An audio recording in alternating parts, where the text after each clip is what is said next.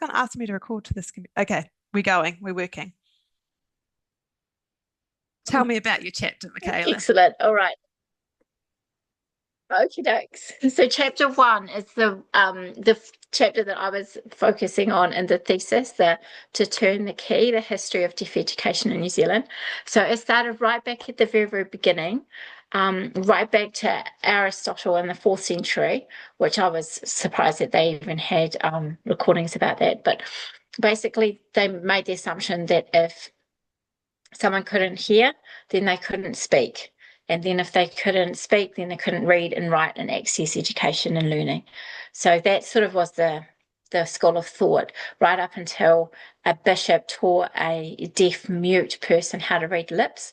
And so around that time, around 1500, then they started realizing that just because someone can't hear doesn't mean to say they can't learn to read. And then of course they can learn to write. So they started making the connection between reading is like hearing and writing is like speaking. So even though someone may be deaf and mute, they can actually still take part in education because they can read and write. So that's kind of where it started shifting people's thinking. And then in around 1648, there was a book that came out, The Deaf and Dumb Man's Friend. And it was a book helping people to learn how to lip read, but it also included sign language. So that's sort of, it started off doing both. But then in the 1600s, as they developed, there was more of an emphasis on the oral method in Amsterdam and Holland, because their belief was that deaf people should learn to lip read, so take part in conversation naturally, but learn to speak because then they can contribute in a conversation. So maybe more the assimilation model. So that was in Germany and Holland. And then 100 years later in Spain, they focused more on the sign language. And that was picked up in France. So we sort of had the Spanish, French doing sign, and then the Germans and the Dutch doing the oral language. So in the 1700s, there was this big debate about which is the better way to go. And so Galladay, I can't say it, the guy from America that's the university's named after, he left America and went to France, and he learned the sign language and how to teach in sign language. And so he returned to America and set up a school there. And that's probably why the American ASL is very close to the French sign language, because he picked it up over there.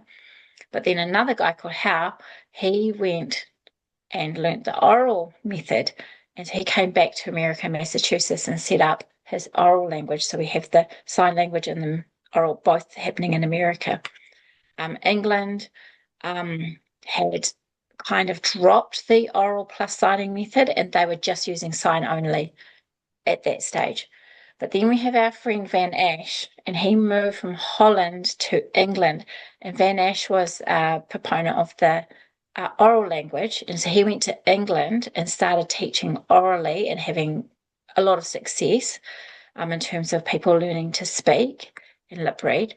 So he started giving lectures, he set up his own school. So that started to shift into the more oral. So in New Zealand at the same time, we have a guy called William Rolleston, which I didn't realize Rolleston, obviously, I'm assuming is named after him, but he was a big champion of deaf people. And in 1879, he said, right, we need someone to teach deaf children. And Rolleston was a big champion of the oral method. So he got some money and had there was a really big salary offered if someone could come out from wherever to settle in New Zealand and start a deaf school.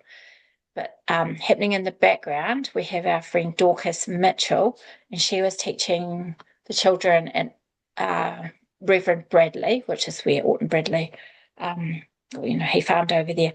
So he had, most of his children were deaf, all of them except for one. She was teaching. And he said he'd give land for her to set up a school that would become the national school. So that was what was most likely going to happen. She went off to Dunedin to start, spreading the word and everything, whilst the applications were, the interviews and whatnot were being held. And they appointed Van Ash. So it got swept out away from her. And so he came, and all at the same time was the Milan Agreement, which rolled out sign language. So we have Van Ash, who's a big oral person funded by the New Zealand government, but the champion of that was Rolliston, and he's a big oral person. And so that's why we have the oral method being taught, what it was being taught when they started the school. But my wondering after reading all of that is thinking, what would have happened if Dorcas Mitchell, who I think got robbed at the end, what happens if she had got the job and then the Milan Agreement happened and she would have to then teach the oral method anyway? Or would she have? Because we're so far away, who's going to know? So would she have carried on just teaching sign language with a little bit of lip reading, or not? It's an interesting thing because there's so many big players and so many little ways that it could have gone. Yes. So anyway, that's the That is history of the interesting. sign language versus oral. Yeah, well, they do talk about the underground movement of sign language. So I was wondering, it would be, if she would do that, or she would stick to what the scientists said were best at that time. But, Yes, and the men, because yeah, all the people were male that I read about. but interesting that I mean, her children were deaf, so wouldn't she have been the perfect person? Were her children deaf? Oh, sorry, I thought you said at Alton No, Bradley. Reverend Bradley. Ah, got Yeah, you, the Bradley guy. She was like the governess. got you. Yeah. So I think he had, let's say, 8 children and 7 of them are deaf. Like Right. there was only one hearing and all the others were deaf. Um, yeah, it is interesting. And then it's, this whole intergenerational trauma and so on, you can see it's come from such a long, long way. Like it's not even just the last whatever since Milan, it's before that Yeah. when there's all these different schools of thought. And so after reading that, I was thinking, well, have we like thrown the baby out with the bathwater? You know how we have these educational pendulum swings and we go, oh, it's structured teaching. Oh, no, it's phonics. Oh, no, it's whole language. And you move everything from one to other. We don't teach lip reading at all. We say we don't teach lip reading, but then we kind of do what in sign language is lip patterns Yeah. because you have to, distinguish.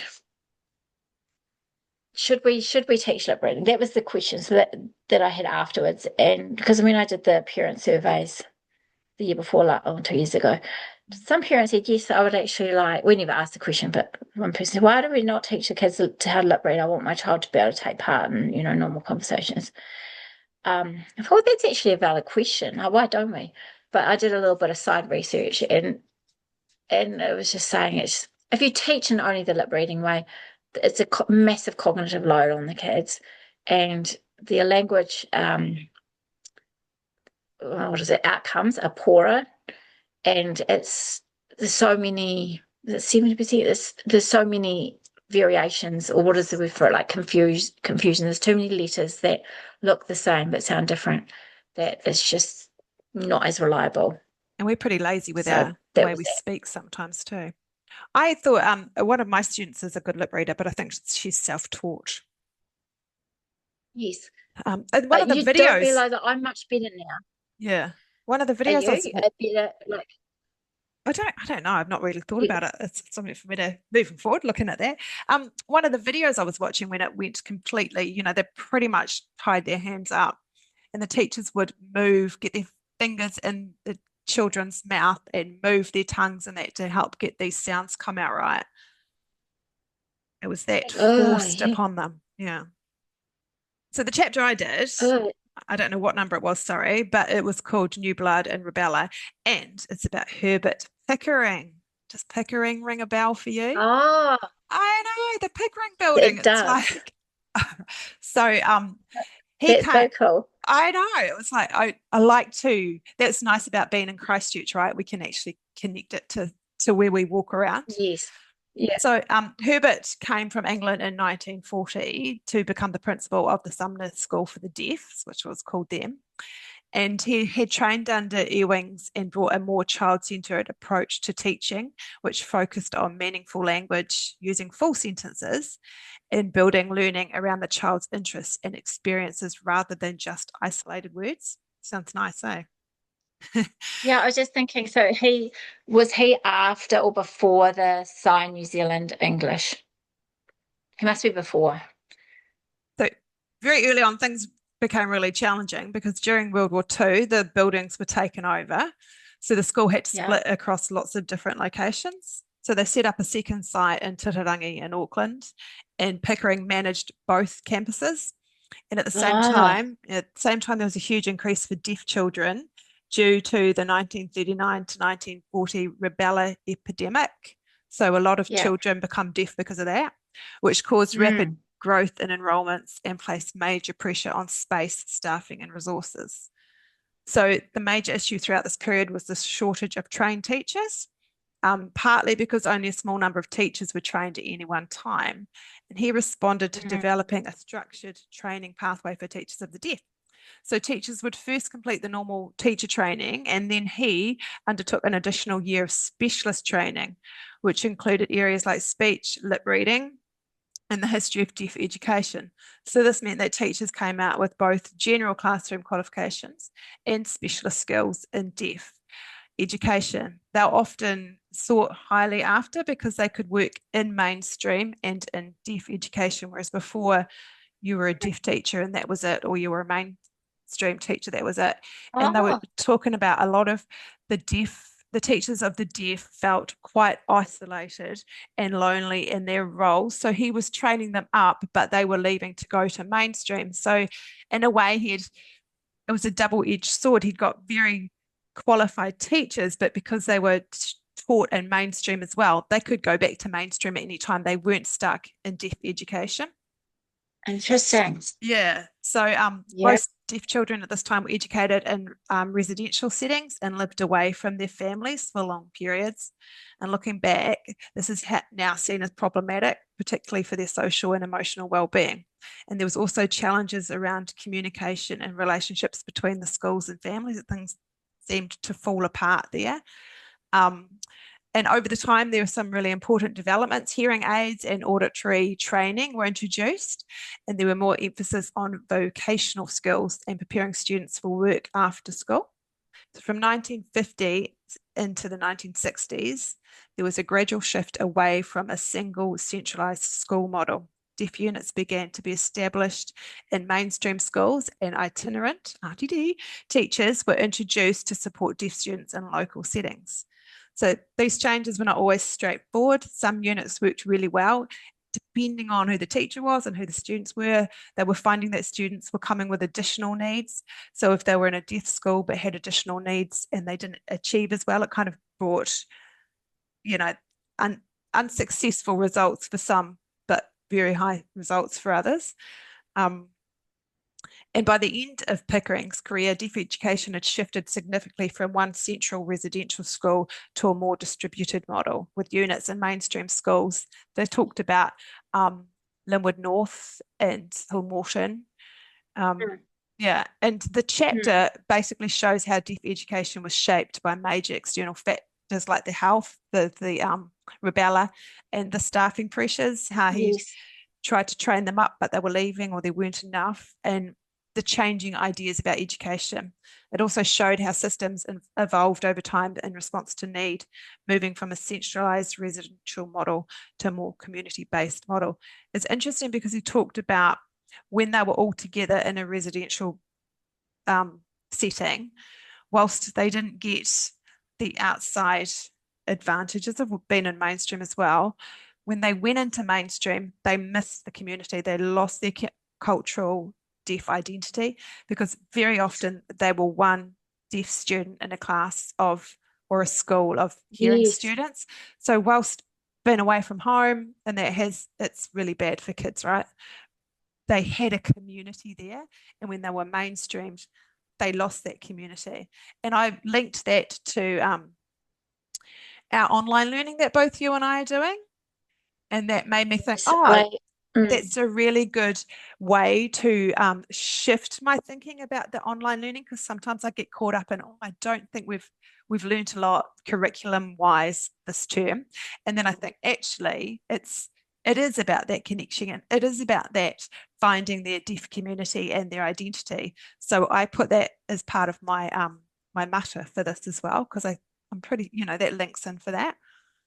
And I know you Oh, do yeah, that's a good online. point. Mm. Yeah, I don't anymore. That's a Do you that is want me the to pickle. But stop? Do you want me to stop recording, or you oh no, no, we can keep keep reflecting going? because Yeah. I um I had read something. There's another article that touched on those things as well. I think it was a video of someone talking, and she was saying that when went away from the community, it was into the mainstream schools, that the community of deaf culture had gone, and you do realize how important the RTD role is in online teaching. But I wonder too if there'll be a shift towards like a satellite school or a cluster approach, whereas you might be like two or I mean, it's fine in Christchurch and Auckland, but in Wellington, sort of. But let's say Dunedin or Hamilton or something. Surely there should be like a satellite school where if you're deaf, then you can kind of cluster. So you could have families connecting and children connecting. And then there's more, like there's a few, I don't know. My nieces go to a school in Australia and they're in a mainstream school, they're hearing, but the deaf school is part of the mainstream school. And so everyone learns sign language and they have a deaf teacher with the mainstream teacher and the kids are just in the classroom. But everyone's learning sign, the whole, school is. And Yeah. that's a nice model, isn't it? It is a nice model. Yeah.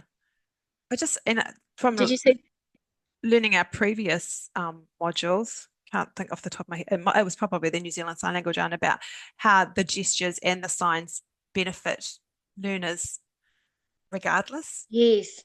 So Yeah. it's just a Everyone. very easy thing to add in, isn't it? Yeah. And what about did you watch the woman she was signing from Australia and she was saying that she was worried that sign language and deaf culture will just peter out because of screening and advances in gene therapy or Medicine. whatnot. Yeah. So That's yeah. very interesting. And I said to my daughter about that, and she says, "Oh, does that mean the same for blind people as well?" I said, "Look, it may do. It might just. It is. Yeah. It's a interesting concept to think of, isn't it?" No, because as a hearing person, if you knew that you could fix your deaf child, it's like cochlear, like before I worked here, I would, but now I'm not sure. Yeah. I'm I not know. sure because it's Yeah. just the way they are. I don't know. It's really, Yes. It's mm, it's quite a it's quite a hot topic in the deaf community. yeah, it really is. Oh, And, should we and finish yeah. recording? All right, hang on.